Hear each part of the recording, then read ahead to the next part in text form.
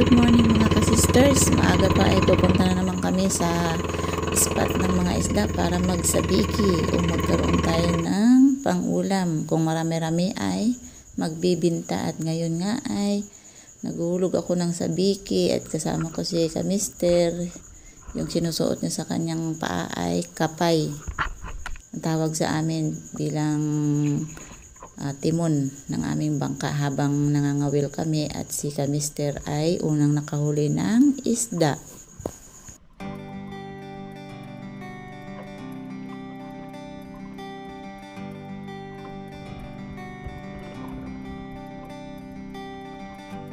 Ada, sige.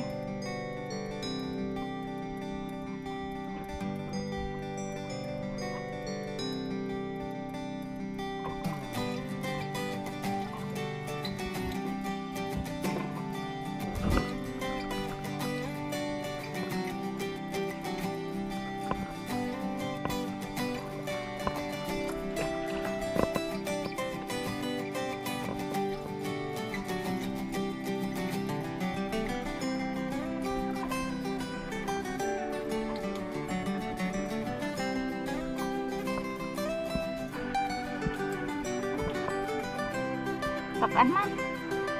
Agi-agi.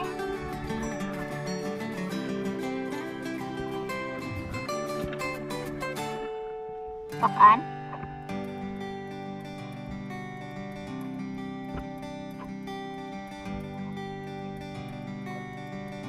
Yan.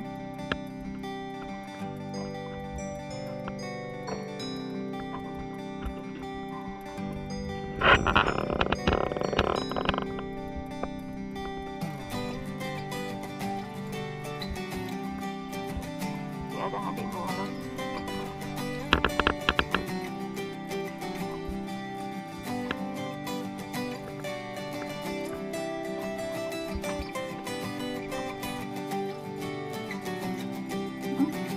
Hawon.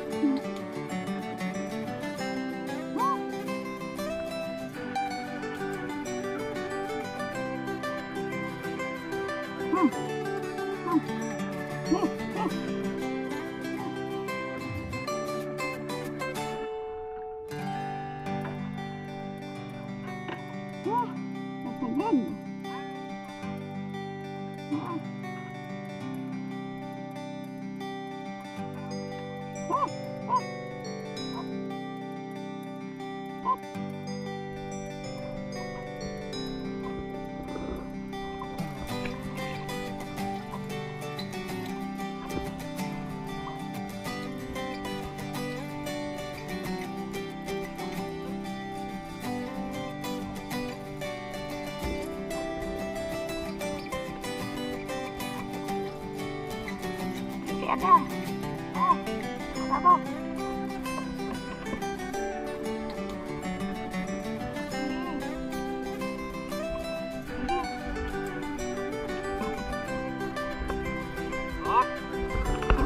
Magkasabog na. Ay, ambal pa eh. Huwag may pagsama-sama. Huwag may sama-sama. Kasabod.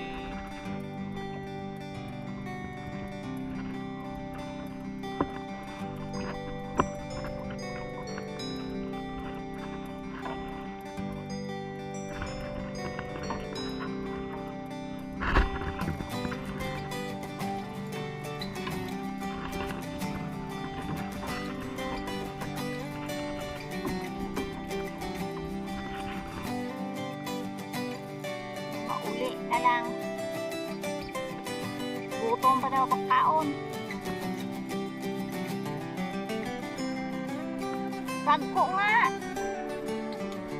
Kasi.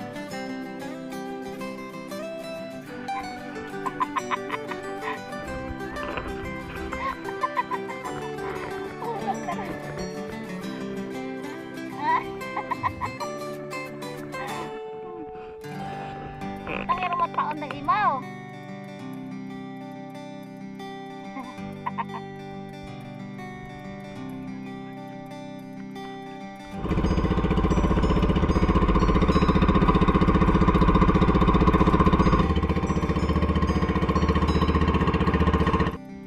Ayan na mga ka-sisters yung huli namin.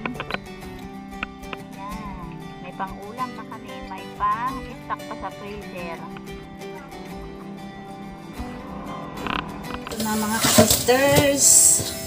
Lilinisan muna natin yung ating isda na nahuli. Ayan, bago natin ilagay sa freezer. Okay. Kailangan malinisan muna lahat. Bago yung iba ay lulutuin namin ngayon para sa aming hapunan. Kasi tanghali na kami nakauwi. At ito lang yung nahuli namin sa kalahating araw ng pangisda.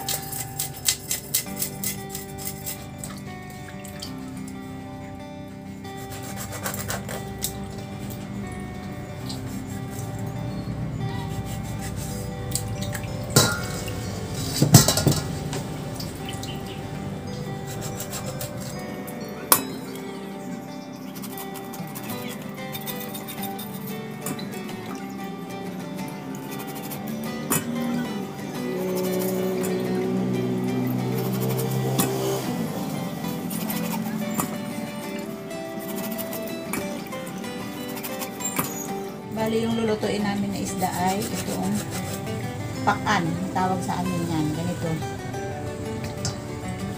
Tapos ito yung mga bisugo ay i-stack ko muna sa freezer.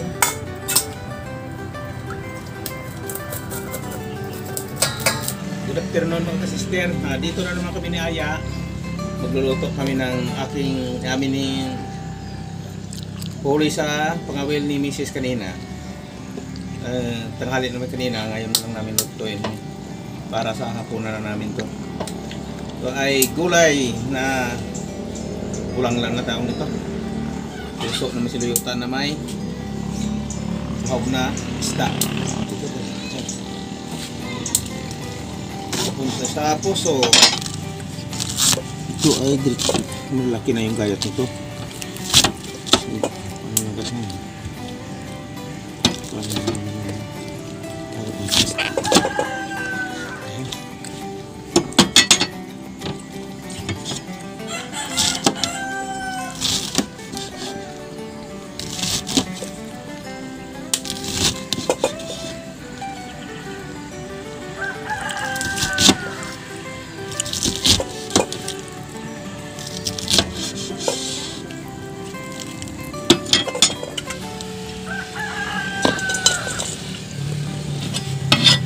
Kasi yan, dagdagan mo natin.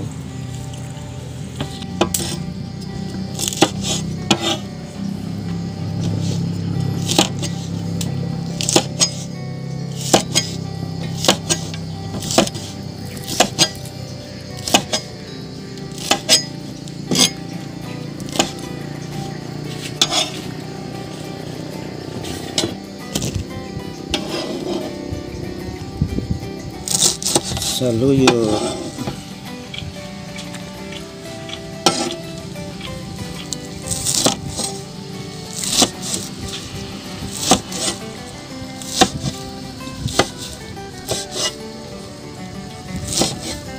Tara.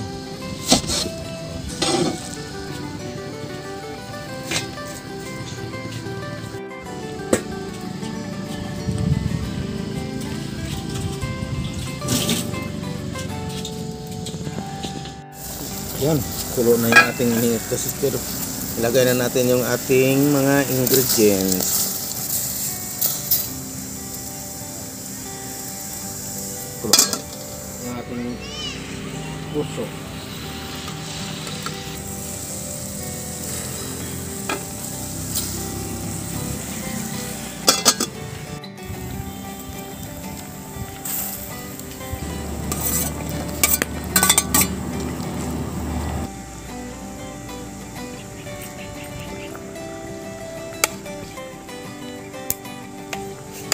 Yan natin. Saluyot ang pinalas na.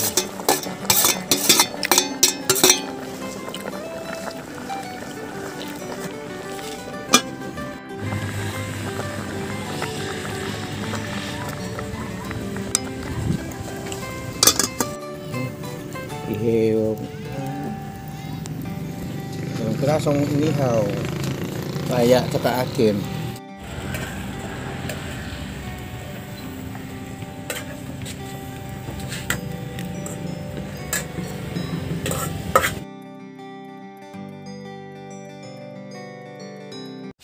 Ayan mga ka-sisters, tapos na magluto at kakain na naman tayo at maaga ang aming hapunan ngayon. Ayan, may araw pa.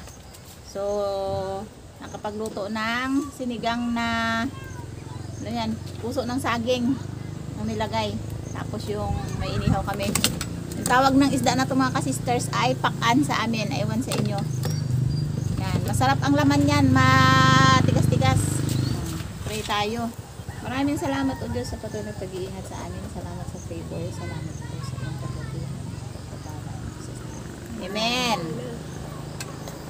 Kulang lang. Kain tayo. Kulang lang. Walang asim yan, Hay. Asim. Hindi pala masabi na sinigang yan kasi walang asim. Kulang lang pala ito. Tama. Ano yan? Sugar. Nakaka-cause ng UTI yan. Kaya ikaw ay mag-minimize ka. Tulad na rin ako sa'yo. At alam mo, kanin niya. Palit mo yung gulay. Ganyan talaga. Too much sugar.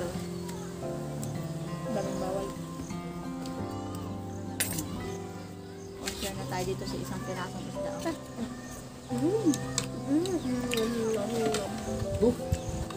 Garam lang yan. O gutom lang. Gutom lang kami.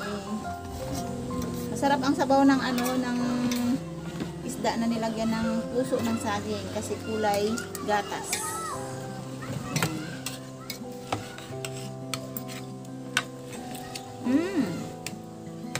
Pasok sa low carb. Sa low carb. Pasok sa lalamunan. Mahana share tayo sa isda. Hindi ko maubos. Gusto mo? Ito? Mula. Ay, lumahan pala to. Makiril. Lumahan ba to? Lumahan pala yung ibang ano ko. Kala ko puro mga pang-alat. Yan, ang saka ko sa'yo kanina. Nagbakol na ng inihag. Grabe. Hindi ko ito kaya. Dito ka buntot. Kalapit nito. Sabaw ah. Pirasong sabaw. Okay. Okay na. Gulay.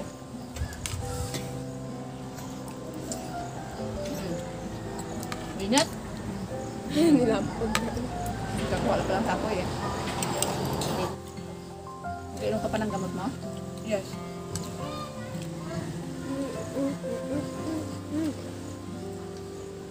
Dalawa na pala nga kayo ngayon nagpapakaano na. Mga masakit eh. Kaya hindi mo hospital ay dito ay siya na. Doon sa virus. Ito magpakain ng matamis ka pa naman ng french fries. Bawal nga yun. Elementary tayo. Kaya ba ganyan, pag nakakita ang dugo, nahimatay. Gatirik ang mata. Ano klase yun?